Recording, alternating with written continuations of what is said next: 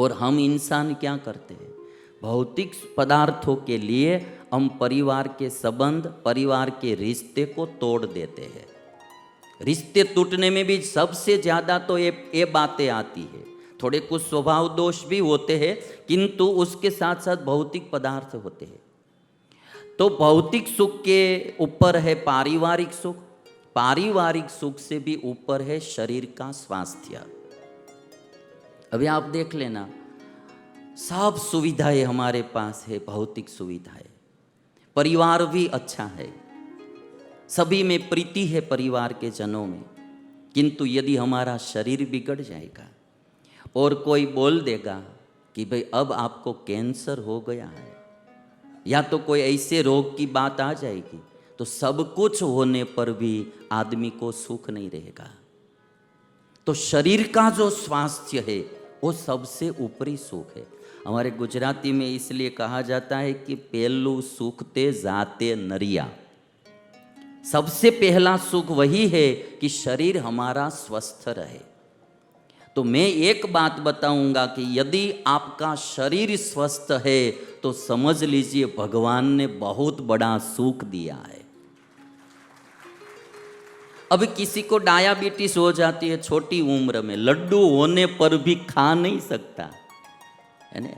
हमको हर रोज नहीं मिलता है तो कोई बात नहीं, जब कभी मिलता है तब खा तो सकते हैं। डायबिटीज हो जाएगी तो फिर खा नहीं पाएगा। और बहुत मैंने ऐसा देखा है कि लोगों जिसके पास नहीं है तो वो कहते नहीं है इसलिए नहीं खा पाते हैं, और जिनके पास बहुत कुछ है चिंता में डायबिटीज हो गई है इसलिए वो खा नहीं सकते। तो शरीर का स्वास्थ्य वो सबसे पहला सुख है।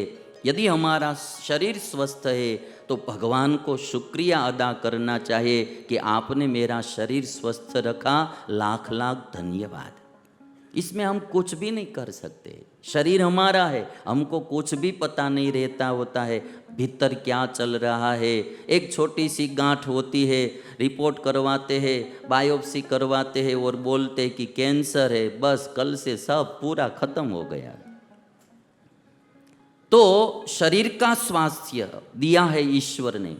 मैंने एक बहुत बड़े श्रीमंत आदमी को देखा है, उनका पूरा शरीर धीरे धीरे काम करना बंद करता जा रहा था। उसको स्मोकिंग करने की आदत थी, स्मोकिंग करना है किंतु अपना हाथ ऐसे ऊपर उठा नहीं सकते थे, गर्दन के नीचे पूरा अब्जोपति थे, पैसे की कोई कमी नहीं थी, कोई संतान नहीं थी उनको, 2 ही पति पत्नी रहते थे, बहुत कुछ पैसे थे, बहुत बड़ा बिल्डर था आदमी, सब कुछ था दुनिया का। परिवार में कुछ भी नहीं, कोई भी नहीं था, नहीं भाई थे, नहीं भाभी थी, नहीं कोई पुत्र, नहीं पुत्री, कोई परिवार ही नहीं था। और शरीर देखा तो गर्दन के नीचे पूरा बंद होता जा रहा था। उसको मैंने बीड़ी पीते हुए भी देखा, तो क्या कि बीड़ी पीना था तो किंतु अपना हाथ तो ऐसे ऊपर उठा नहीं सकता था, तो उनका नौकर जो रहता था वो हाथ में बीड़ी ऐसे पकड़ के उसके मुंह के पास लाता था, फिर वो बीड़ी पीता था और ऐसा ऐसा धुनाता था मस्तक, तब वो ले लेता था, फिर वो धुआं बाहर निकलता था। तो मैंने सोचा कि शरीर स्वस्थ नहीं होता तो बीड़ी पीने का भी आनंद नहीं होता है भाई, बीड़ी पीने का भी जो अपने हाथ से पीते वैसे नहीं हो सकता है। तो ईश्वर ने जो कुछ हमको दिया है उसके लिए ईश्वर को शुक्रिया अदा करना, बहुत मांगते मत रहना। हनुमान जी महाराज की तरह राम का काम करते रहो, राम के पास कुछ भी मांगना नहीं। ये हनुमान जी महाराज का जीवन था। और थोड़ी कुछ समझ भी जीवन में रखनी चाहिए, समझ से आदमी सुखी रहता है।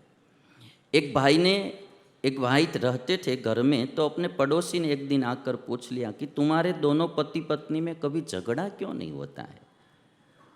पड़ोसी पूछता है कि हमने कभी तुम पति पत्नी को झगड़ते हुए नहीं देखा, तो तुम दोनों में झगड़ा क्यों नहीं होता है।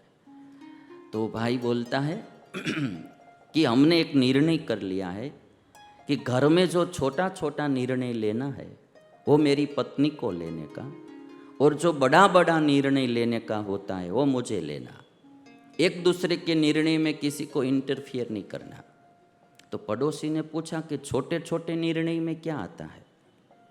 तो कहते कि घर का मकान लेना है तो लेना या नहीं लेना वो निर्णय मेरी पत्नी को करना, जमशेदपुर में लेना है या रांची में लेना है वो निर्णय उसको करना, जमशेदपुर में लेना है तो कॉन्ट्रैक्टर एरिया में लेना कि बाहर लेना वो निर्णय उसको करना, पुत्र की शादी करना है तो इस साल करनी या नहीं करना वो निर्णय उसको लेना, गाड़ी लेनी है या नहीं लेनी है, कौन सी लेनी है, मर्सिडीज लेनी है या BMW वो निर्णय मेरी पत्नी को करना, पुत्री की शादी करना है नहीं करना है वो निर्णय उसको लेना, बिजनेस कौन सा करना है कितना करना है वो निर्णय उसको लेने का।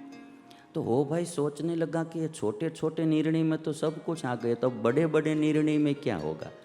तो पूछा कि भाई बड़े बड़े निर्णय में क्या होता है? तो कहता है कि बड़े निर्णय में ये होता है कि भारत को पाकिस्तान पर अटैक करना या नहीं करना, भारत को चाइना के साथ संबंध अच्छा रखना या नहीं रखना, ये सब निर्णय मुझे लेना। छोटे छोटे निर्णय सब मेरी पत्नी को लेना, इसलिए हम दोनों में कभी झगड़ा होता ही नहीं है। तो कभी थोड़ी समझ भी रखनी पड़ती है तो घर में आराम से हम जी सकते हैं। इसलिए जो बात बताई हनुमान जी महाराज ने, एक बात तो पक्की है कि आ जाए जीना तो प्यारी है जिंदगी, आ जाए जीना तो प्यारी है जिंदगी, न आए जीना तो भारी है जिंदगी, तो भारी है जिंदगी, है ना। एक गाड़ी लेके हम जाते हैं, मर्सिडीज गाड़ी होती है, यदि हमको चलाना आ जाए ठीक से तो गाड़ी का आनंद भी आएगा, और यदि हमको गाड़ी चलाना ठीक नहीं आता है और कहीं एक्सीडेंट कर देते हैं तो वही गाड़ी हमको दुखरूप भी हो जाती है। गाड़ी सुखरूप भी है, गाड़ी दुखरूप भी है। यदि चलाना आए ठीक से तो सुखरूप, यदि चलाना न आया और मिस्टेक हो गई तो वही गाड़ी दुखरूप होती है। बस वही जीवन में है। जीवन जीना आ जाए तो आदमी सुख से जी सकता है, और जीना न आए तो आदमी दुखी होता है। और इसीलिए किसी ने बहुत अच्छी बात कही है। हमारे गुजराती में एक शेर कहा जाता है, आवड़े महे कावता तो जिंदगी गुलजार से, समझो तो रोशनी नहीं तो अंधार है। यदि जीना आ जाए तो हमारी जिंदगी गुलजार है, एक बगीचा है, भांति भांति के फूल खिलेंगे और उसकी सुगंध दूर दूर फैलेगी, और हमारा जीवन भी सुगंधित होगा और हमसे कई लोगों को भी सुगंध मिलती रहेगी।